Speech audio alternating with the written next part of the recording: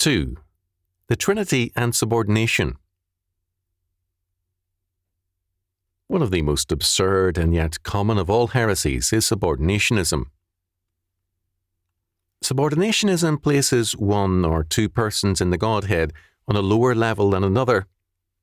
This is the subordination of persons. Usually it is the Son or the Spirit, or both, who are subordinated to the Father. An implicit Unitarianism is usually in the background. In the Wachamite heresy, the Father and Son were subordinated to the Spirit.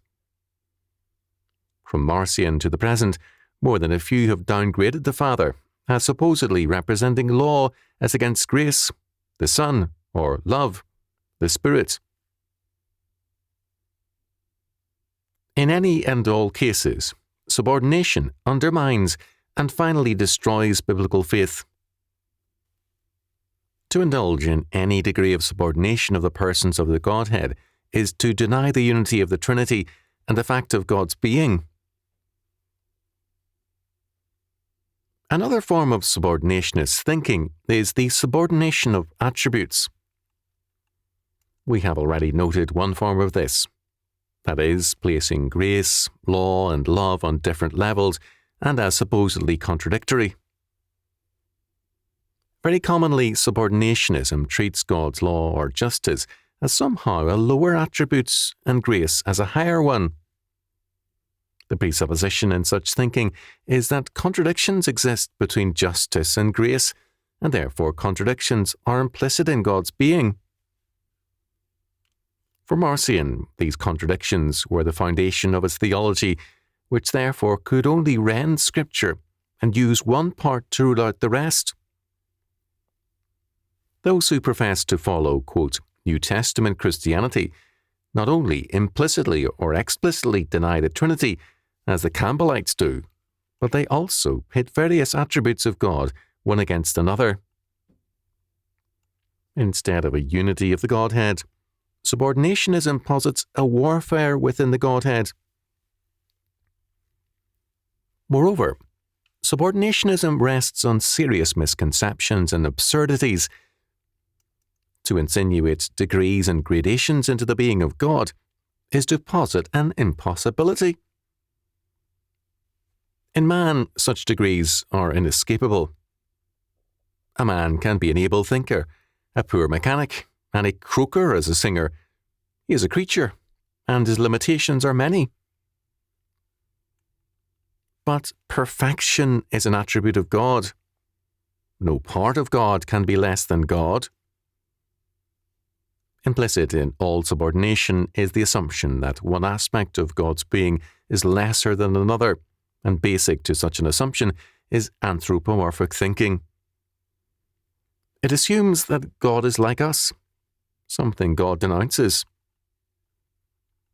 Thou thoughtest that I was altogether such as one as thyself? Psalm 50, verse 21. God, in his economy or in his workings, can institute a relationship whereby, at differing times, each person of the Trinity acts in a leading or prior way. These are the economical aspects of the Trinity. When we speak of the ontological Trinity, we cannot speak of any subordination. God, in himself, is one God, three persons, with the same substance, power, and glory. The Trinity in God's own being is without subordination. The Trinity at work, the economical Trinity, can see differing persons of the Trinity, depending on the context of history, taking priority, as in creation, atonement, and Pentecost. The economy of the Trinity does not alter its being or ontology. Without the doctrine of the Trinity, there is no Christianity. Apart from the Trinity, there is no God. Without this doctrine, man's thinking faces an endless blind alley and an inability to account for the facts of unity and plurality. The reality of unity in creation and the reality of particularity or individuality rests on the fact of the Trinity. The triune God is the eternal one and many, and the basis for the possibility of a created or temporal one and many. Neither particularity nor unity are illusions, as they have been in non-Christian religions and philosophies, because in God Himself we have both unity and particularity, as Van Til has pointed out. Using the language of the one and many question, we contend that in God the one and the many are equally ultimate.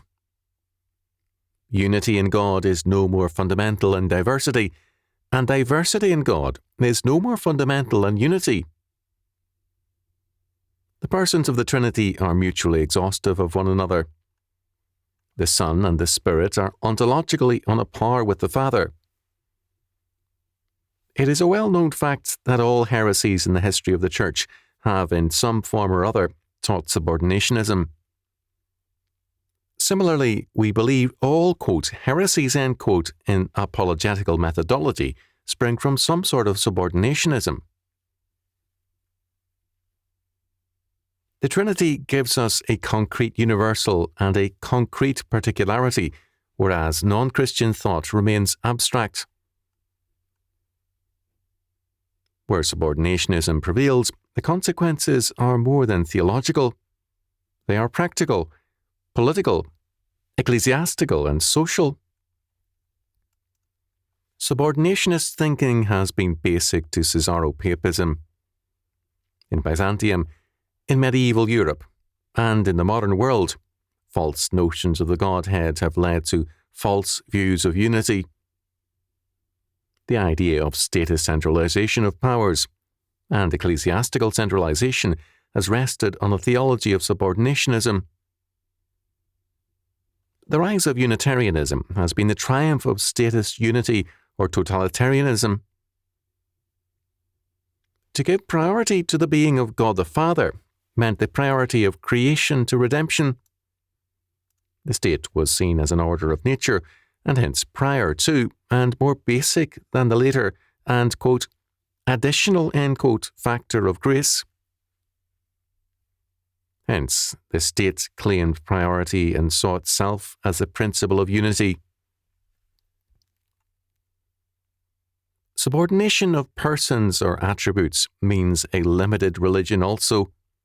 Thus, those who see grace as basic and subordinate law and other attributes to grace will stress mainly salvation. The broader requirements of God's words are bypassed. Politics becomes almost a non-Christian or anti-Christian concern, whereas, for the Unitarian mentality, the salvation emphasis becomes a neutralization of man. Subordinationism thus limits Christianity because it begins by limiting God. The conclusion of subordinationism is the destruction of biblical faith. It is understandable thus why Bavinck declared, thus, the confession of the Trinity is the sum of the Christian religion. Without it, neither the creation, nor the redemption, nor the sanctification can be purely maintained.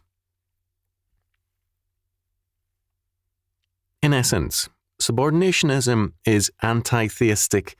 It rests on an anti-God principle. In subordinationism, an idea or principle, a universal or a law, governs over God and is the real God. This idea may be derived from the Bible, such as sovereignty, dominion, grace, or law. It becomes the one master principle in terms of which God is understood and determined. It is then the idea which governs God, and we are the thinkers of the idea. By means of our ostensible honouring of God, we deny Him and exalt our own reasoning. Van Til has stated the matter clearly. We may therefore speak of the, quote, system of truth, end quote, contained in Scripture only if we are careful to note that its various doctrines are not to be obtained by way of deduction from some master concept.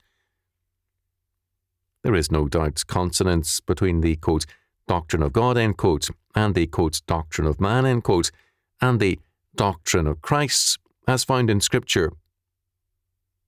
But even when conjoined and seen in their fullest harmony, these and other doctrines together do not begin to exhaust the riches of God's revelation to man through Christ and His Spirit. There is no truth nor system of truth over God. We cannot subordinate God to any idea of truth or to any aspect of His being.